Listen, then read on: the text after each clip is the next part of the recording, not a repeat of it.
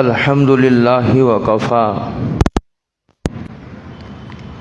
وسلام علی عبادہ الذین اصطفى اما بعد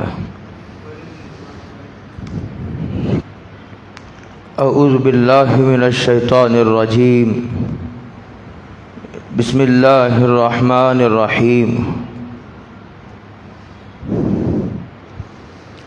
لا یؤمن احدکم حتی اکون احب الیہ من والدہ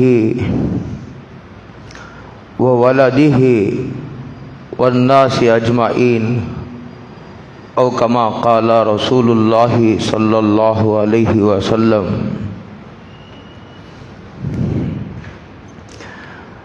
تصل الہ وانت تظہر حبہ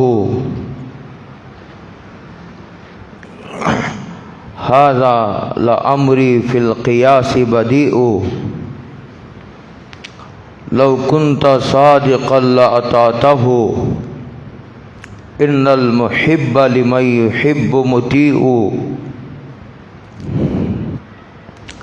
صدق اللہ مولانا العظیم وصدق رسولہ النبی الکریم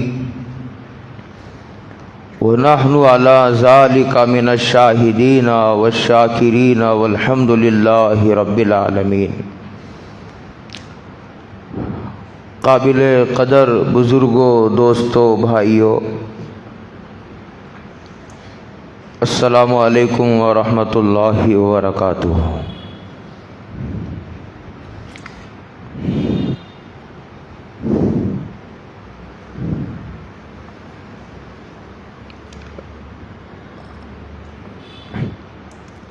علامہ اقبال کا ایک شعر ہے، مغز قرآن روح ایمان جان دیں، مغز قرآن روح ایمان جان دیں،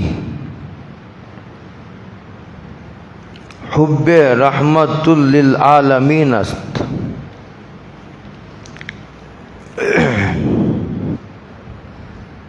کہتا ہے کہ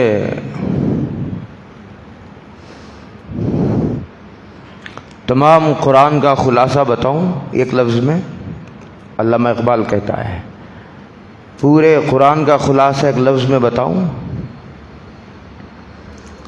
اور کہتا ہے ایمان کی روح بتاؤں، اور کہتا ہے دین کی جان کا پتہ دوں، کہتا ہے ان ساری چیزوں کی بنیاد ایک ہی ہے، وہ حضرت محمد الرسول اللہ صلی اللہ علیہ وسلم کی محبت ہے۔ اگر حضور کی محبت حاصل ہے تو پھر قرآن مجید کی روح پر روح سے حاصل ہے، دین کا خلاصہ اسے حاصل ہے۔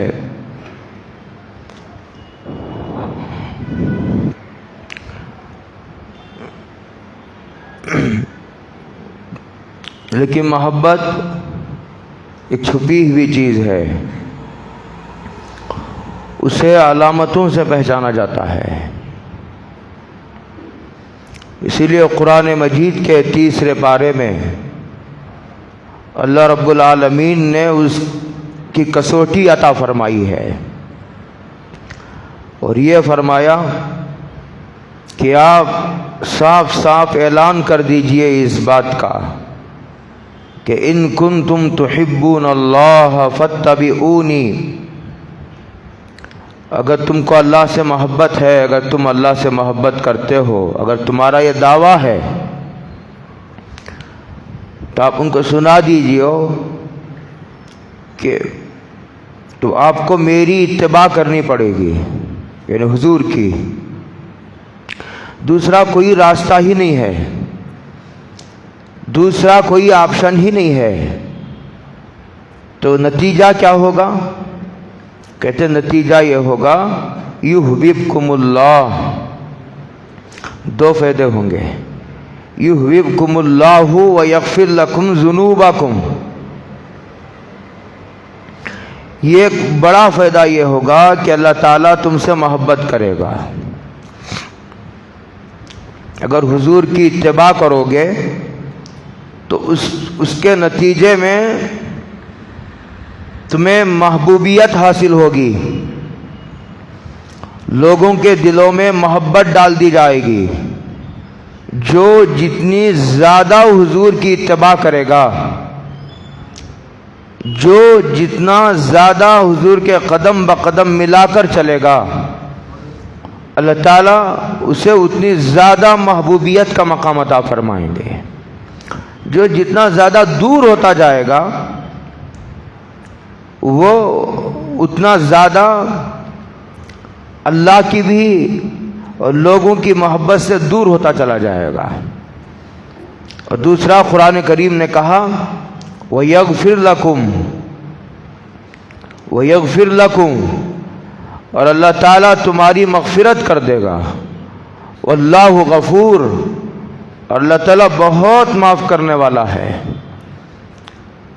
کتنی مرتبہ بھی گناہ کر چکے ہو اور کتنا بڑا گناہ بھی کر چکے ہو، کتنا بڑا گناہ بھی کر چکے ہو اور کتنی مرتبہ بھی گناہ کر چکے ہو، مایوسی کا یہاں کوئی سوال ہی نہیں ہے، مایوسی کا کوئی گزر نہیں ہے. یہ وہ در ہے جہاں مایوسی کا سوال ہی نہیں پیدا ہوتا. تو کہتے ہیں واللہ غفور، معاف تو کر دیا. کہتے رحیم، کہتے پھر جو نعمتوں کا سلسلہ تھا وہ پھر جاری ہو جاتا ہے. پھر اللہ تعالیٰ کی جو روحانی نعمتوں کا سلسلہ تھا اس میں ایک رکاوٹ پیدا ہو گئی تھی، وہ سلسلہ بھی جاری ہو جاتا ہے. یہ فرمایا. تو دو باتیں بہت صاف صاف ہیں. یہ کہ حضرت محمد الرسول اللہ صلی اللہ علیہ وسلم کی محبت یہ قرآن مجید کا خلاصہ ہے، یہ ایمان کی روح ہے اور یہ دین کی جان ہے. اور جس آدمی کے دل میں جتنی زیادہ محبت ہوگی حضرت محمد الرسول اللہ صلی اللہ علیہ وسلم کی، اتنی زیادہ وہ حضور کی اتباع کرے گا. وہ فرائض کا بھی اہتمام کرے گا، وہ واجبات کا بھی اہتمام کرے گا، وہ سنتوں کا بھی اہتمام کرے گا، وہ مستحبات تک کا اہتمام کرے گا. ہم نے اپنے بزرگوں کو دیکھا، وضو کرتے ہوئے اگر کوئی مستحب عمل بھی چھوٹ جاتا تھا دوبارہ وضو فرماتے تھے. اس لیے نہیں کہ دوبارہ وضو کرنا فرض ہے، اس لیے کہ اگر سنت چھوڑنے کی عادت پڑ گئی، مستحب چھوڑنے کی عادت پڑ گئی تو پھر ایک لاپرواہی کی سی بات آدمی کے اندر پیدا ہو جاتی ہے. اس لیے کہ محرومی کی ابتدا ادب سے ہوتی ہے. سب سے پہلے آدمی آداب کے درجے کی جو چیز ہے اس میں کوتاہی برتنے لگتا ہے. اسی لیے شاہ عبد العزیز صاحب رحمۃ اللہ علیہ، محدث دہلوی رحمۃ اللہ علیہ نے اپنی کتاب میں لکھا ہے من ترک الآداب فعوقب بحرمان السنہ، جو آدمی آداب کو ہلکا سمجھ کر کہ ادب ہی تو ہے، ارے نفل ہی تو ہے، ارے یہ تو بزرگ ہی تو ہے، ان کا ادب کرنا کیا ضروری ہے، یہ عالم ہی تو ہے، کوئی حضور تھوڑی ہے، ارے یہ محدث ہی تو ہے، کوئی حضور تھوڑی ہے، کوئی نبی تھوڑی ہے کہ ان کا ادب کرنا کوئی ضروری ہو. یہاں سے ابتدا ہوتی ہے آدمی کے گمراہی کی. ایک دم آدمی اللہ کی بے ادبی کرنے نہیں لگ جاتا. سب سے پہلے آدمی اپنے چھوٹوں کی بے ادبی کرتا ہے، پھر اپنے ہمسروں کی بے ادبی کرتا ہے. اس طرح یہ سلسلہ دراز ہوتا چلا جاتا ہے.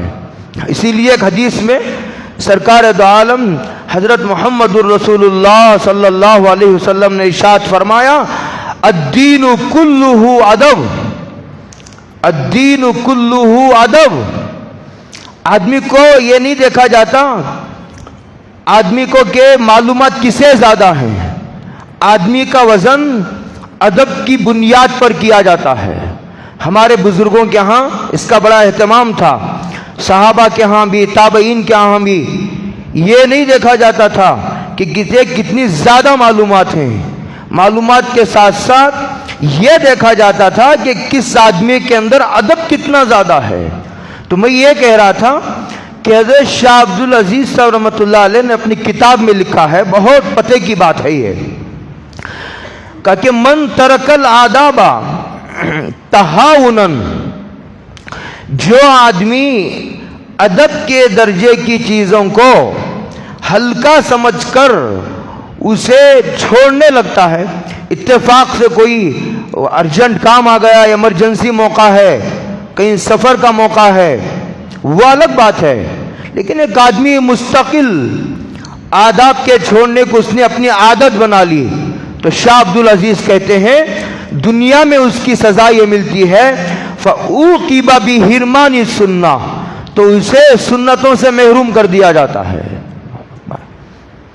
اور آگے فرماتے ہیں وَمَن تَہَاوُنَا وَمَن تَرَكَ السُّنَّةَ تَہَاوُنًا فَأُوقِبَ بِحِرْمَانِ الْوَاجِبَاتِ، اور جو آدمی سنتوں کو ہلکا سمجھ کر چھوڑنے لگتا ہے، جیسے ہم فرض ہی نہیں پڑھتے، اور جو لوگ فرض پڑھتے ہیں وہ سنتوں کو نہیں پڑھتے، سنتیں چھوڑ کر بھاگ رہے ہیں، سنتیں چھوڑ کر بھاگ رہے ہیں۔ جبکہ بزرگوں نے کتابوں میں یہ لکھا ہے کہ حدیث پاک میں آتا ہے، حضرت محمد الرسول اللہ صلی اللہ علیہ وسلم ارشاد فرماتے ہیں جب قیامت کے دن ترازو میں اعمال تولے جائیں گے تو سب سے پہلے فرائض کو تولا جائے گا، اگر اس میں کوئی کمی رہ گئی تو پوچھا جائے گا دیکھو اس کے نامہ اعمال میں کوئی نوافل کوئی مستحبات لکھے ہوئے ہیں یا نہیں، اگر لکھے ہوئے ہیں تو پھر اس کمی کو ان نوافل کے ذریعے پورا کر دیا جائے گا۔ اسی لیے بزرگوں نے لکھا ہے نفل دنیا میں تو اگر نہ کیا جائے تو اس پر کوئی گرفت نہیں ہوتی، لیکن یہ نوافل آخرت میں کبھی ضرورت بن کر سامنے آ جاتی ہیں۔ جب آدمی کو نیکیوں کی ضرورت ہو اور وہاں کوئی دینے والا نہ ہو تو یہ نوافل بہت کام آتے ہیں وہاں، اسی لیے آدمی کو نوافل کا بھی اپنے پاس بڑا ذخیرہ جمع کر کے رکھنا چاہیے۔ تو یہ لکھا شاہ عبدالعزیز نے کہ جو آدمی سنتوں میں کوتاہی کرتا ہے ہلکا سمجھ کر، ارے سنت ہی تو ہے کوئی فرض تو نہیں ہے، تو کہتے ہیں فَأُوقِبَ بِحِرْمَانِ الْوَاجِبَاتِ، اس کا نقصان اسے یہ پہنچے گا کہ اس کے دل سے واجبات کی عظمت رفتہ رفتہ نکل جائے گی۔ اور کہتے ہیں آگے وَمَن تَرَكَ الْوَاجِبَاتِ فَأُوقِبَ بِحِرْمَانِ الْفَرَائِضِ، اور جو آدمی واجبات میں کوتاہی کرتا ہے ان قریب اللہ تعالیٰ اسے فرائض سے بھی محروم کر دیتے ہیں، کہاں تک جاتا ہے سلسلہ دراز ہو کر۔ آگے کہتے ہیں وَمَن تَرَكَ الْفَرَائِضِ، اور جو آدمی فرائض میں کوتاہی کرتا ہے پھر تو معاملہ بڑا خطرے کا ہے، اس لیے کہ فرائض چھوڑ دینے کے بعد اس کے بعد ایک ہی دروازہ بچا ہے، وہ کفر کا ہے، اس کی سرحد بالکل ملی ہوئی ہے حرام سے، فرائض کا چھوڑنا حرام ہے، اور جب آدمی حرام کا ارتکاب کرتا ہے تو پھر اس کی سرحد کفر کی سرحد سے ملی ہوئی ہے۔ اسی لیے آدمی کو اہتمام کرنا چاہیے کہ وہ جہاں تک ہو سکے آداب کی رعایت کرے۔ بات وہاں سے چل پڑی تھی جو آیت میں نے پڑھی ہے، اس میں اللہ رب العالمین یوں فرماتے ہیں کہ اگر تمہارے اندر اللہ کی محبت ہے یا نہیں، تو اگر تمہیں اللہ سے محبت کا دعویٰ ہے تو فَاتَّبِعُونِی، تو پھر اس کی دلیل اس طور پر پیش کرو کہ میری اتباع کرو، میری اتباع کے بغیر چارہ نہیں ہے۔ یہ فرمایا، یہ علامت بھی ہے محبت کی، اور اس لیے کہ محبت ایک چھپی ہوئی چیز ہے، اور یہ دلیل ہے محبت کی کہ اس کے دل میں محبت ہے. ہاں، محبت والا دعویٰ نہیں کرتا، دلیل پیش کرتا ہے. تو قل ان کنتم تحبون اللہ، تو جو لوگ عمل کیے بغیر اللہ سے یا حضور سے محبت کا دعویٰ کرتے ہیں، وہ اپنی محبت کے دعوے میں جھوٹے ہیں. اس لیے ایک عربی شاعر کہتا ہے تاصل الہ وانت تظہر حبہ، کہتا ہے کہ تو اللہ کی نافرمانی بھی کرتا ہے، وانت تظہر حبہ، اور یہ کہتا ہے کہ مجھے اللہ سے محبت بھی ہے. کہتا ہے ھذا لعمری فی القیاس بدیع، یہ عجیب و غریب محبت ہے. ایسی محبت ہم نے نہ کبھی سنی ہے نہ پڑھی ہے کہ ایک آدمی کہتا ہے کہ مجھے فلاں سے محبت ہے اور اس کے باوجود وہ حضور کی نافرمانی کرتا ہے، نافرمانی بھی جاری ہے. اب اگر آدمی کو کہہ دو بھئی تمہارے دل میں حضور کی محبت نہیں ہے، اسے غصہ آ جاتا ہے، اس کا چہرہ سرخ ہو جاتا ہے. حالانکہ ایک حقیقی بات ہے، ایک بہت موٹی بات ہے، ایک بالکل یہ علی با تاکہ درجے کی بات ہے. یہ بھی سیڑھی پڑھنے والا بھی سمجھتا ہے کہ جس آدمی کے دل میں حضور کی محبت ہوتی ہے وہ فرائض تو کیا چھوڑے گا، وہ واجبات تو کیا چھوڑے گا، وہ نمازیں تو کیا چھوڑے گا، وہ سنتوں کو تو کیا ترک کرے گا. جو حضور کی عادتیں ہیں، جو جن چیزوں کو حضور نے عادت کے طور پر کیا ہو اس کو بھی وہ کبھی نہیں چھوڑتا، اس کی بھی اتباع کرنے کی کوشش کرتا ہے. یہ ایک بالکل ایک بدیہی چیز ہے، ایک بالکل ہر پڑھے اور نہ پڑھے ہوئے آدمی کے لیے سمجھنا اس کا آسان ہے. تو آگے کہتا ہے کہ لو کنت صادقا لاطعتہ، اگر تو اپنی محبت میں سچا ہے، لو کنت صادقا لاطعتہ، اگر تو حضور کی محبت میں سچا ہوتا تو حضور کی اتباع کرتا. لاطعتہ، اس لیے کہ محبت کرنے والا اپنے محبوب کی ہر ادا کی نقل کرتا ہے، ہر ادا کی نقل کرتا ہے، ہر ادا کی اتباع کرتا ہے. اسے جستجو رہتی ہے، اسے تلاش رہتی ہے. یہ عجیب و غریب محبت ہے. یہ نہ فرائض کا اہتمام کرے، اس کے زندگی میں نہ واجبات ہیں، یہ نہ حدیث شریف پڑھتا ہے، نہ حدیثوں کا مذاکرہ ہے، نہ حدیثیں سنتا ہے، نہ درود شریف پڑھتا ہے. اسے حضور کی زندگی اور حضور کے مشن سے کوئی لگاؤ نہیں ہے، اور چپ کہہ رہا ہے کہ مجھے حضور سے محبت ہے. یہ پاگل پن ہے، یہ دیوانہ پن ہے. ہاں، یہ عقل میں آنے والی بات نہیں ہے. ان المحب لمن یحب مطیع. آپ کو میں بتاؤں تو آپ کو حیرت ہوگی. عبداللہ ابن مسعود رضی اللہ تعالی عنہ ایک مرتبہ گزر رہے تھے دور سے گلی میں. حضرت رسول اللہ صلی اللہ علیہ وسلم کی مجلس چل رہی تھی، تو حضور نے تقریر کرتے ہوئے کہا کہ بیٹھ جاؤ. مجلس میں سے کسی آدمی کو کہا ہوگا بیٹھ جاؤ. تو حضرت کے یہ الفاظ حضرت عبداللہ ابن مسعود کے کانوں میں پڑے. کہتے ہیں کہ عبداللہ ابن مسعود وہیں گلی میں بیٹھ گئے، گلی سے گزر رہے تھے وہیں بیٹھ گئے. یہ نہیں پوچھا کہ حضور کا یہ حکم میرے لیے تھا یا کس کے لیے تھا، اور ان کو اس سے کوئی بحث نہیں تھی کہ حضور نے فرمایا تو اس کا تعلق فرض سے ہے، واجبات سے ہے، یہ مستحب درجے کی چیز ہے یا یہ سنت درجے کی چیز ہے. اس سے ان کو کوئی میں عاشق نہیں دیکھا کرتا.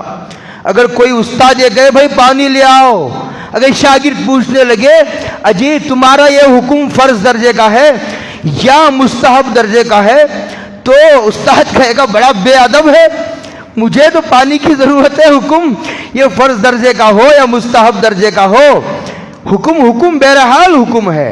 عاشق حکم کے درجہ بندی میں نہیں الجھا کرتا. عاشق کو بس اتباع سے مطلب ہے، ہاں وہیں بیٹھ گئے. کیا اتباع کا اعلیٰ درجہ تھا. محبت کرنے والوں نے اور ادب کرنے والوں نے بہت ادب کیا. حضرت محمد الرسول اللہ صلی اللہ علیہ وسلم کی محبت کرنے والے نے اللہ کے بعد سب سے زیادہ محبت لوگوں نے حضرت محمد الرسول اللہ صلی اللہ علیہ وسلم سے کی. اب امت کا ایک بڑا طبقہ حضرت رسول اللہ صلی اللہ علیہ وسلم کی محبت کا دعویٰ تو کرتا ہے، لیکن ان کی زندگیاں فرائض سے بھی خالی ہیں، واجبات سے خالی ہیں، سنتوں کا جنازہ نکلا جا رہا ہے. اسی لیے محبت پیدا کرنے کی ضرورت ہے. محبت پیدا کرنے کے لیے ایک تو درود شریف پڑھا جائے. درود شریف پڑھنے سے حضرت رسول اللہ صلی اللہ علیہ وسلم کی محبت میں اضافہ ہوتا ہے.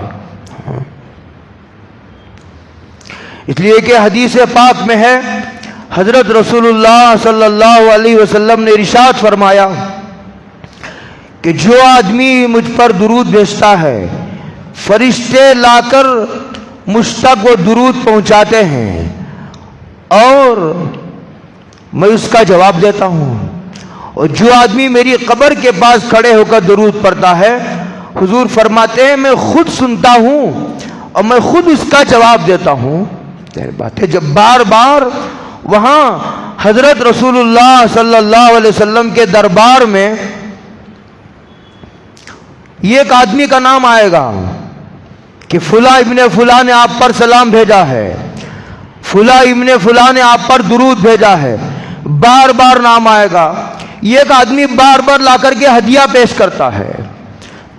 ایک آدمی اگر لا کر مجھے بار بار ہدیہ دے، بار بار ہدیہ دے، بار بار ہدیہ دے، تو محبت پیدا ہی ہو جائے گی. اسی لیے علماء نے یہ لکھا ہے کتابوں میں کہ جو لوگ فاسق و فاجر قسم کے لوگ ہیں ان کا ہدیہ نہ قبول کرو، اس لیے کہ جن کا ہدیہ آدمی قبول کرتا ہے ان کی محبت پیدا ہو جاتی ہے دل میں. ہاں یہ فرمایا. ہاں پہلے ان کو مانوس کرو، ان کو اپنے پاس بیٹھنے دو کہ وہ آپ کے رنگ میں رنگ جائے، پھر ہدیہ لیا بھی کرو دیا بھی کرو.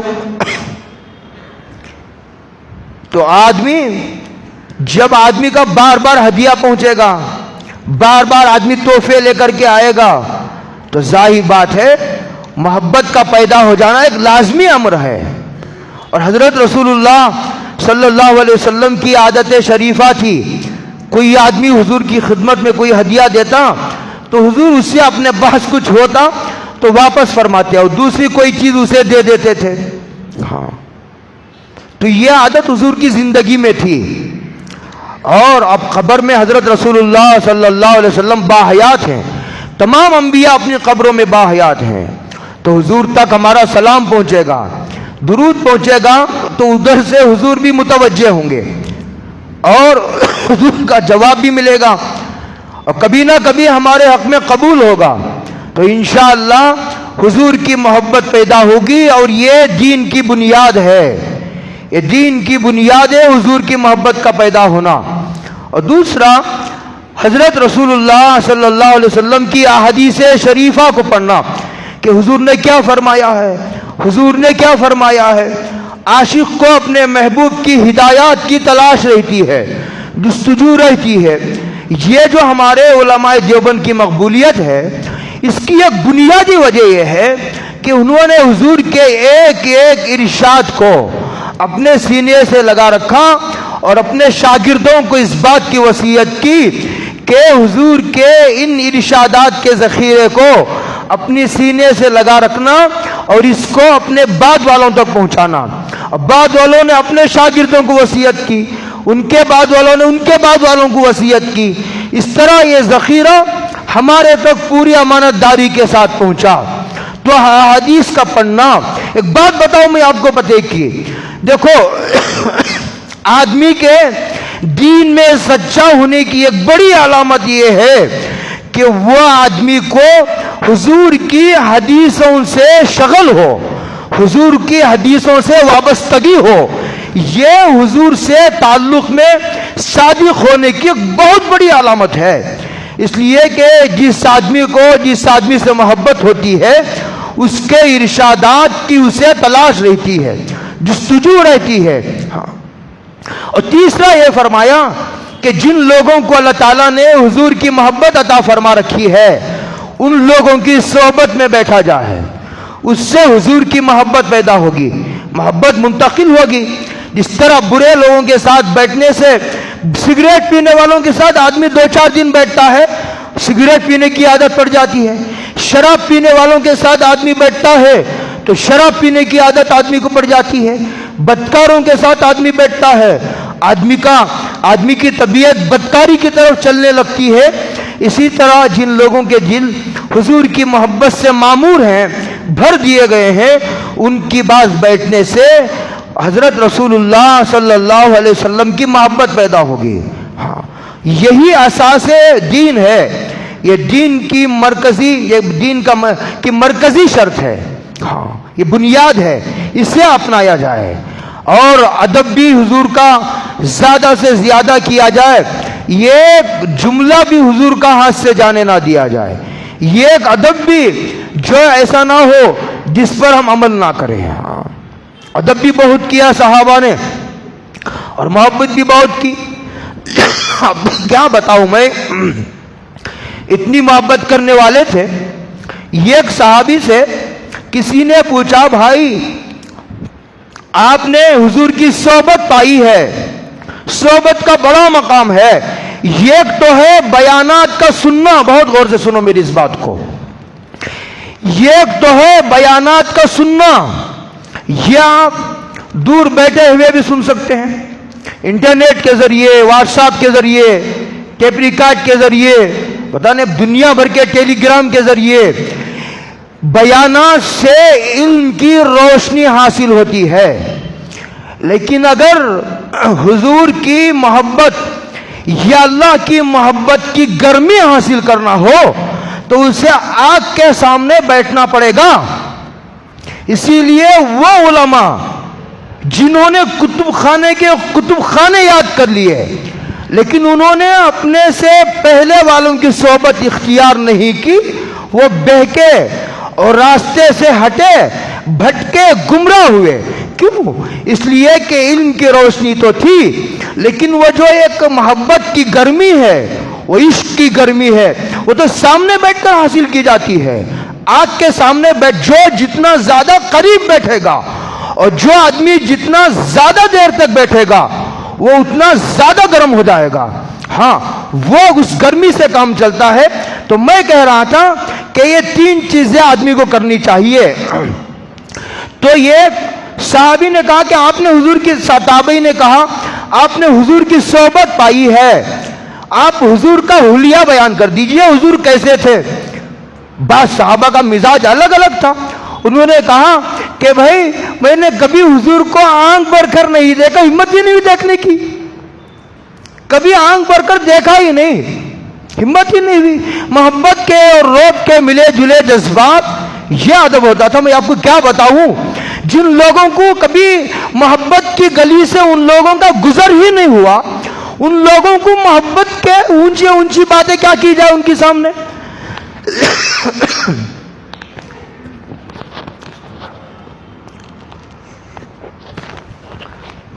مجھے خوب یاد ہے، میں یہ بات اس لیے عرض کر رہا ہوں، اس موضوع کو پھیلانے کی ضرورت ہے۔ ہمیں معلومات زیادہ ہو گئے لیکن یہ جو ادب کی کیفیت تھی، محبت کی، حضور سے، صحابہ سے، تابعین سے، اپنے بڑوں سے، اساتذہ سے، علماء سے، بزرگوں سے، یہ وہ بات اب دن بدن کم ہوتی جا رہی ہے۔ یہ بے ادبی کا دور ہے۔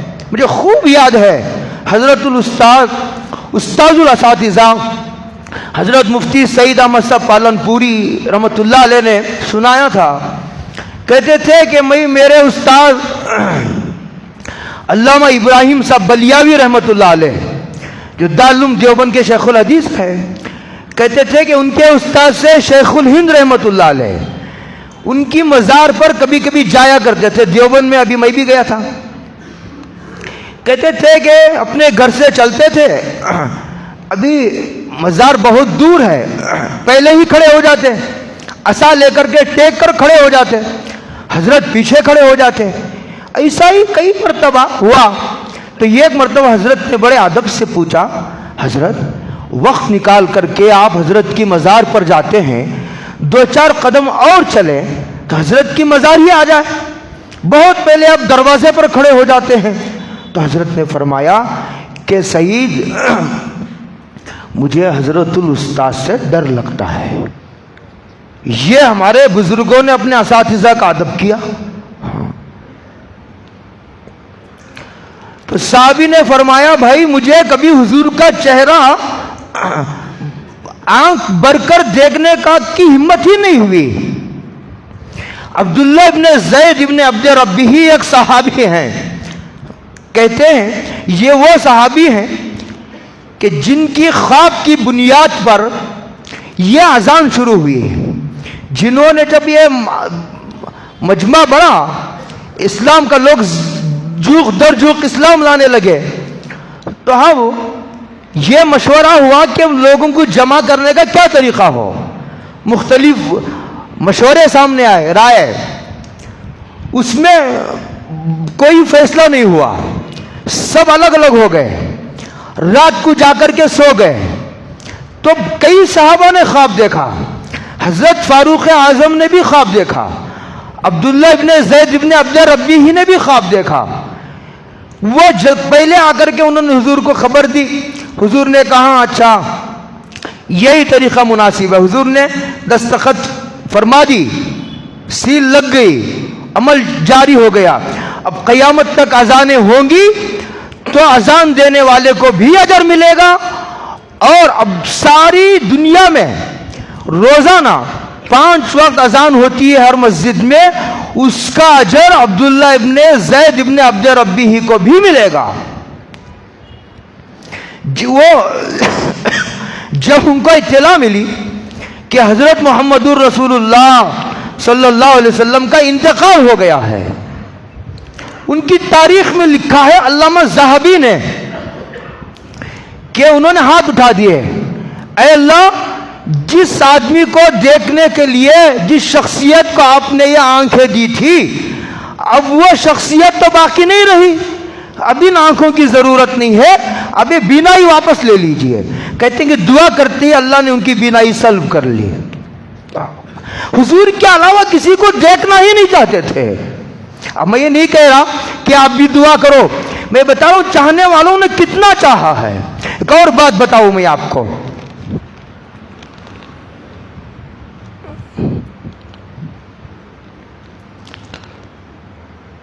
ایک صحابی تھے, ان کی ذمہ داری تھی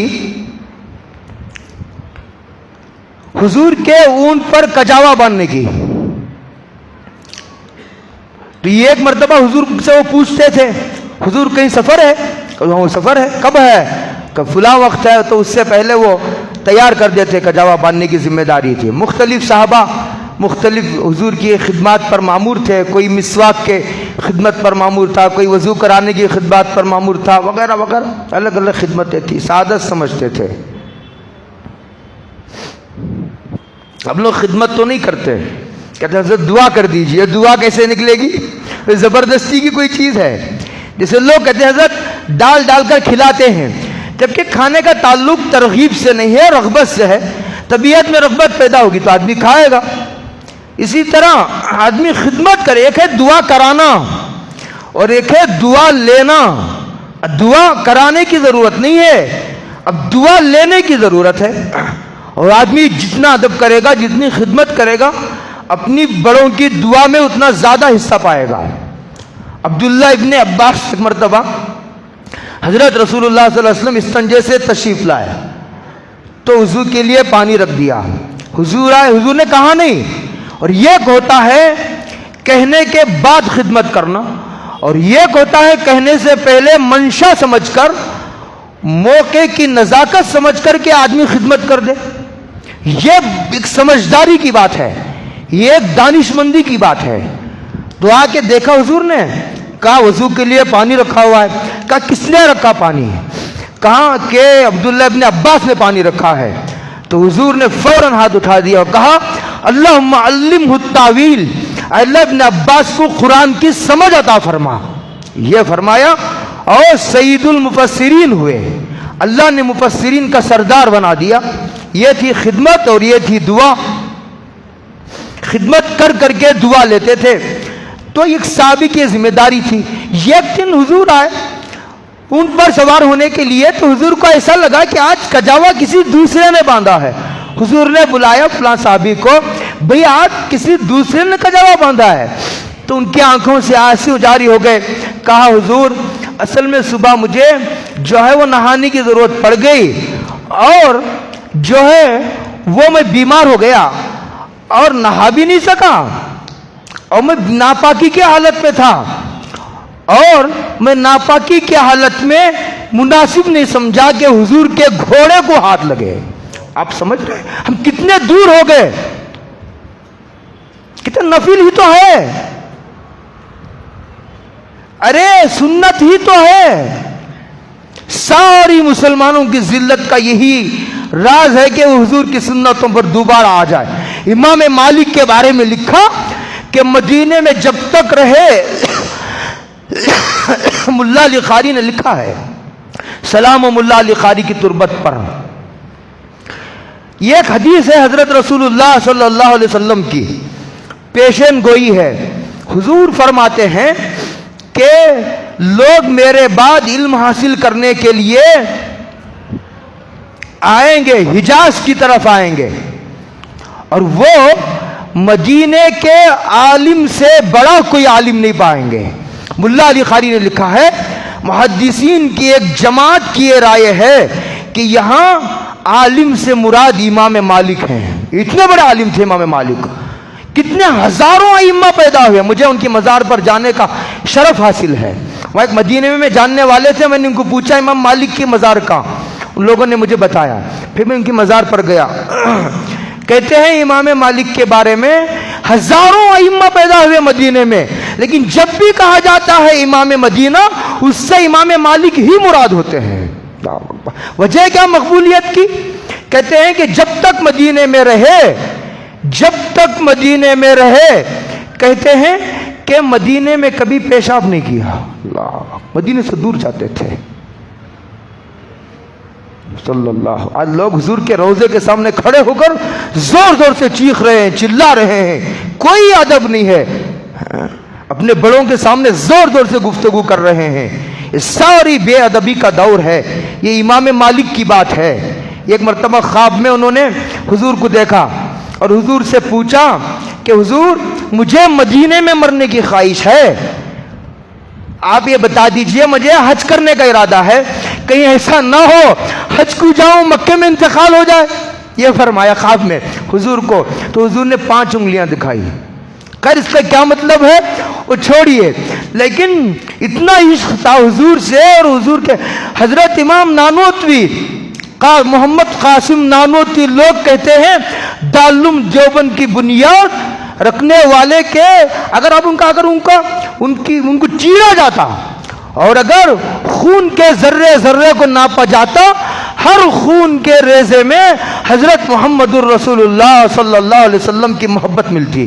ایسے لوگ تھے. جب حضرت رشید احمد گنگوئی بھی ساتھ تھے اس حج میں, حج کے سفر میں, حضرت نانوتوی بھی ساتھ تھے. ابھی دیکھا مدینہ, پوچھتے رہے, وہ اونٹوں میں سفر ہوتا تھا, بھئی مدینہ کتنے دور ہے, او مدینہ کتنے دور ہے, پوچھتے رہے, سینکڑوں مرتبہ پوچھتے رہے, 2 منٹ کو. پریشان ہو گیا وہ کہ بھائی کتنے دور ہے مدینہ. جب اس نے کہا مدینہ ابھی 5 کلومیٹر ہے, کود پڑے گاڑی سے اور جوتے اپنے ہاتھ پہ لے لیے اور کہا کہ امام نانوتوی کی یہ مجال نہیں ہے کہ جس زمین پر حضور کے قدم پڑے ہوں وہاں نانوتوی چپل پہن کر چلے گا. عشق تھا. یہی وہ مقبولیت و محبوبیت تھی جس کی وجہ سے پوری دنیا میں حضرت نانوتوی رحمۃ اللہ علیہ کی وہ عشق کی بات ہے کہ پوری دنیا میں دعوت و تبلیغ کی شکل میں, مدارس کی شکل میں, مساجد کی شکل میں، مراکز مکاتب کی شکل میں ان کے فیض کو اللہ نے پوری دنیا میں پھیلا دیا۔ اب اس کی گواہیوں دینے کا یہ وقت نہیں ہے۔ میں کہہ رہا تھا کہ یہ ادب کی بات ہے۔ یہ ایک واقعہ اور سنا کر بات ختم کروں۔ یہ تو تھا حضور کی محبت کی بات۔ یہ حضور کے خاندان کی محبت کا ایک واقعہ میں آپ کو سناتا ہوں۔ یہ حضرت حسین نے ایک مرتبہ نماز پڑھائی، صحابی تھے، نواسے رسول تھے، تو نماز میں غلطی ہو گئی، اور ایسی غلطی ہو گئی جس کی وجہ سے نماز فاسد ہو جاتی ہے۔ اب میں اور آپ ہوتے تو کھڑے ہو جاتے، مول صاحب نماز نہیں ہوئی، مول صاحب نماز نہیں ہوئی۔ ارے کیسے آدمی کو آگے بھیج دیا کہ اس کو نماز ہی نہیں پڑھانی آتی؟ بے ادب ہے نا بھائیو۔ ادب سیکھنے کی ضرورت ہے۔ ہم نے ہر چیز میں ترقی کی، لیکن ادب ایک ایسی چیز میں جس میں ہر دن گرتے جا رہے ہیں، ہر دن نیچے آ رہے ہیں، اور اتنے نیچے گر چکے ہیں اب یہ جے سی پی کے ذریعے سے ہی اٹھایا جا سکتا، ہم اتنے نیچے گر چکے ہیں۔ تو سوچتے رہے نماز بھی نہیں ہوئی، مسئلہ یہی ہے۔ اب بتاؤں کیسے؟ سادات کا بھی کوئی ادب ہوتا ہے، سادات کا بھی کوئی ادب ہوتا ہے۔ محبت کی بازی وہ بازی ہے دانش کہ خود ہار جانے کو جی چاہتا ہے۔ بہت بڑے عالم تھے جو پیچھے نماز پڑھ رہے تھے، تو اپنے کو بہت سنبھالتے ہوئے سوچتے رہے کیا تعبیر ہوگی، کیسے کہا جائے، لوگوں کی نماز کو بھی بتانا ہے اور ان کے ادب کو بھی ملحوظ رکھنا، دونوں کو کیسے جمع کروں؟ تو اللہ تعالیٰ نے جب آدمی کے اندر طلب ہوتی ہے، تڑپ ہوتی ہے، ادب ہوتا ہے، اللہ دستگیری فرماتے ہیں، اللہ تعالیٰ نے ان کو القاء فرمایا، حاضر ہوئے اور کہا کہ حضرت سادات میں سے ہیں، اس گھر کا بچہ نور ہے، سادات کے گھر کا بچہ نور ہے۔ آپ حضور کے خاندان کی بات کرتے میں وقت رہا، آئندہ جمعہ آپ کو بیان کروں گا انشاءاللہ، وقت مکمل ہو گیا۔ تو حاضر ہوئے، حضرت آپ نے نماز پڑھائی، ایسا لگ خاندان نبوت کیا فرد ہے، بہت مزہ آیا، اسی نماز کو دوبارہ پڑھا دیجیے۔ کیا کہا؟ اسی نماز کو دوبارہ پڑھا دیجئے۔ تو سامنے سے حضرت حسین نے کہا خیال مجھے بھی آیا تھا کہ نماز فاسد ہو گئی، لیکن میں سوچ رہا تھا کہ یہ وہم ہے، شک ہے، جب تک یقین کا درجہ حاصل نہ ہو کیسے نماز کو دہرایا جائے؟ آپ نے کہا تو یقین آ گیا، دیکھا نماز بھی دہرا دی، ادب کو بھی باقی رکھا۔ یہ حضور کا ادب نہیں، یہ حضور کے نواسے کا ادب ہے صلی اللہ علیہ وسلم۔ ہمیں ادب حاصل کرنے کی ضرورت ہے۔ دو اعلانات ہیں، تسلی سے سنیے۔